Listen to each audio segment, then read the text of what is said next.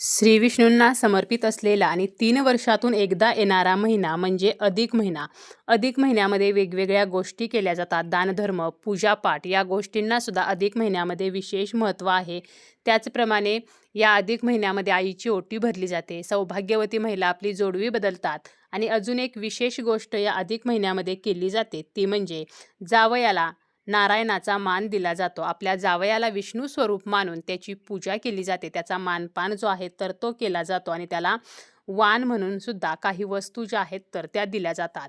लेक जावयाचा मानपान आपल्याला या धोंड्याच्या महिन्यामध्ये म्हणजेच अधिक महिन्यामध्ये कसा करायचा आहे, वाण आपल्याला कशा प्रकारे द्यायचं आहे, काय द्यायचं आहे, वाण देण्याची योग्य पद्धत कोणती आहे आणि जर आपल्याला जावई नसेल तर मग काय करावे याची संपूर्ण माहिती आपण आजच्या या व्हिडिओमध्ये पाहणार आहोत. व्हिडिओला सुरुवात करण्याअगोदर तुम्ही जर चॅनलवरती नवीन असाल आणि पहिल्यांदाच माझे व्हिडिओ पाहत असाल तर चॅनलला सबस्क्राईब करा. व्हिडिओ माहितीपूर्ण वाटला तर व्हिडिओला लाईक करा आणि हाईपसुद्धा नक्की द्या. नवविवाहित जोडप्यांसाठी अधिक महिना हा विशेष असतो. खास करून सासूबाई म्हणजे मुलीची आई जी आहे तर ती पहिल्या अधिक महिन्यामध्ये जावयाचे खूप कौतुक करत असते. म्हणजे जावयासाठी काय करू आणि काय नको तर असे तिला होत असते. लेक जावयाला या अधिक महिन्यामध्ये धोंडे जेवणासाठी घरी बोलावले जाते आणि त्यांना वाणसुद्धा दिले जाते.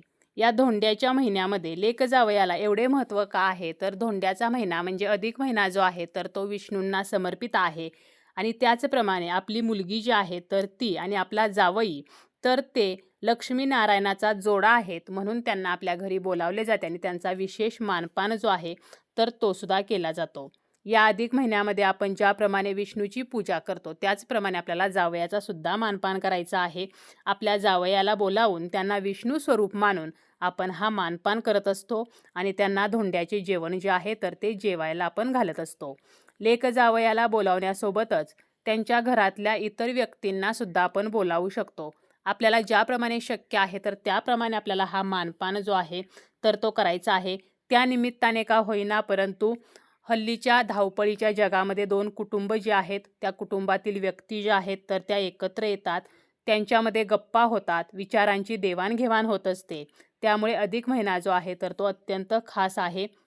आता या अधिक महिन्यामध्ये आपल्याला लेक जावयाचा मानपान जो आहे तर तो आपल्याला कशा प्रकारे करायचा आहे तर आपण जेवणाचा साग्रसंगीत बेत जो आहे तर तो करू शकतो. घरी आपण हा मानपान करू शकतो. अगदीच काही कारणाने घरी शक्य नसेल आणि आपली जर परिस्थिती चांगली असेल तर अगदी आपण हॉलला किंवा एखाद्या हॉटेलला सुद्धा हा लेक जावयाच्या मानपानाचा जो कार्यक्रम आहे तर तो आपण करू शकतो. आता आपण जेवणासाठी आपल्या लेकीच्या आवडीचे जावयाच्या आवडीचे पदार्थ बनवू शकतो आणि त्यामध्ये पुरणाचे धोंडे जे आहेत तर ते मात्र आपल्याला आवर्जून बनवायचे आहेत. सर्व स्वयंपाक झाल्यावर सर्वप्रथम आपल्याला श्री विष्णूंना नैवेद्य दाखवायचा आहे. आपल्या देवघरातील देवांना नैवेद्य दाखवायचा आहे. आणि जेव्हा लेक जावई आपल्या घरी येतील तर त्यावेळेला आपल्याला त्यांना औक्षण करून घरामध्ये घ्यायचं आहे. घरात आल्यानंतर आपल्याला काय करायचं आहे तर त्यांना बसायला आसन द्यायचं आहे आणि आपल्याला त्यांचे पाय धुवायचे आहेत. जावयाला विष्णू मानून आणि आपल्या मुलीला लक्ष्मी मानून आपल्याला त्यांचे पाय जे आहेत तर ते धुवायचे आहेत. दोघांच्याही पायावरती आपल्याला स्वस्तिक चिन्ह काढायचं आहे आणि त्यांचं आपल्याला औक्षण जे आहे तर ते करायचं आहे. मुलीचे जे वडील आहेत तर ते सुद्धा पाय धुवू शकतात. मुलीची आई जी आहे तर ती पाय धुवू शकते. त्याचप्रमाणे घरामध्ये इतर व्यक्ती असतील, मुलीचे चुलते किंवा मुलीची चुलती तर ते सुद्धा हे पाय जे आहेत तर ते धुवू शकतात. आपल्याला लक्ष्मी नारायण स्वरूप त्यांचे पाय जे आहेत तर ते धुवायचे आहेत आणि त्यांचं औक्षण आपल्याला करायचं आहे. पाय धुतल्यानंतर ते आपल्याला कपड्याने पुसून घेऊन त्यावरती स्वस्तिक काढून आपल्याला मुलाच्या डोक्यावरती म्हणजे जो जावई आहे तर त्याच्या डोक्यावरती टोपी ठेवायची आहे. त्याला कुंकवाचा टिळक करायचा आहे, त्याचं औक्षण करायचं आहे.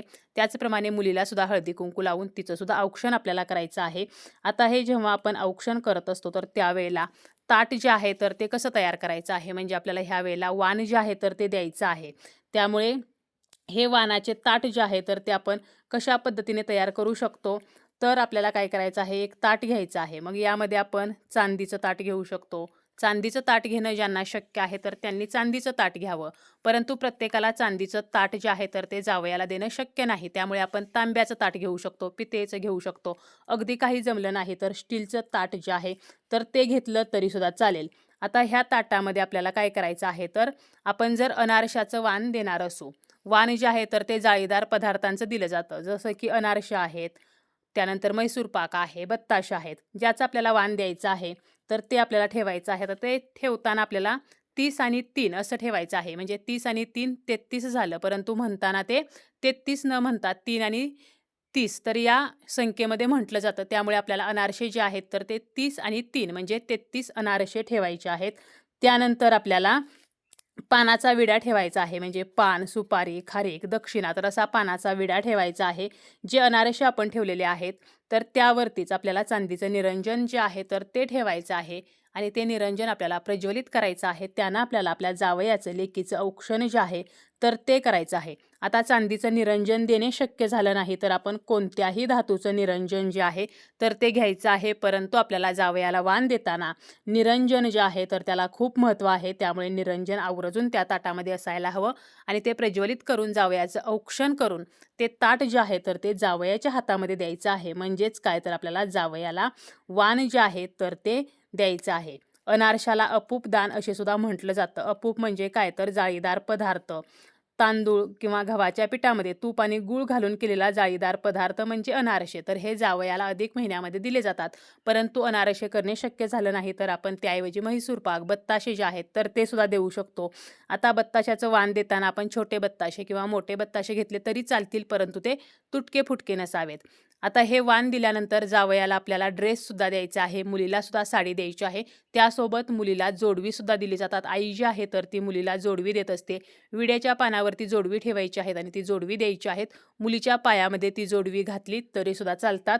तर अशा प्रकारे हा जावयाचा मानपान जो आहे तर तो केला जातो आणि त्यानंतर आपल्याला काय करायचं आहे तर त्यांना जेवायला सुद्धा घालायचं आहे. आता जेव्हा आपण मानपान करतो तर त्यावेळेला जर आपल्याला आंबे मिळाले तर त्या ताटामध्ये आपण 5 आंबे जे आहेत तर ते सुद्धा ठेवू शकतो आणि याचप्रमाणे इतर पदार्थ सुद्धा दिले जातात. म्हणजे अलीकडे अधिक महिना जो आहे तर तो एक प्रकारे खूप मोठ्या पद्धतीने सुद्धा साजरा केला जातो. आता प्रत्येकाची परिस्थिती वेगवेगळी असते. त्यामुळे आपल्याला जर मोठ्या प्रमाणामध्ये जरी जावयाला वाण देणे शक्य झाले नाही तरी सुद्धा आपण फक्त 33 बत्ताशे आणि त्यामध्ये एक निरंजन ठेवून 5 आंबे ठेवले आणि एकादश म्हणजे स्टीलचं जरी ताट घेतलं आणि ते जावयाला दिलं तरीसुद्धा चालते. त्याचप्रमाणे आपण त्यांना जेवायला घालायचं आहे. जेवणामध्ये सुद्धा त्यांच्या आवडीचे पदार्थ आपण बनवू शकतो. पुरणाचे धोंडे करू शकतो. तसेच इतर व्यक्ती जर त्यांच्याकडून आलेले असतील म्हणजे मुलीचे सासू-सासरे वगैरे आलेले असतील, तर त्यांनासुद्धा जर शक्य असेल तर आपण कपडे वगैरे घेऊ शकतो. मुलीची आपल्याला ओटी जी आहे तर ती भरायची आहे. जेव्हा आपण साडी मुलीला देतो तर त्याच वेळेला मुलीची आपण ब्लाऊज पिसाने किंवा साडीने ओटी भरली तरीसुद्धा चालते. पहिला जो अधिक महिना आहे म्हणजे ज्यांचं नवीन लग्न झाल्यानंतर पहिलाच जेव्हा अधिक महिना येतो तर त्यांच्यासाठी हा अधिक महिना जो आहे तर तो अत्यंत खास असतो.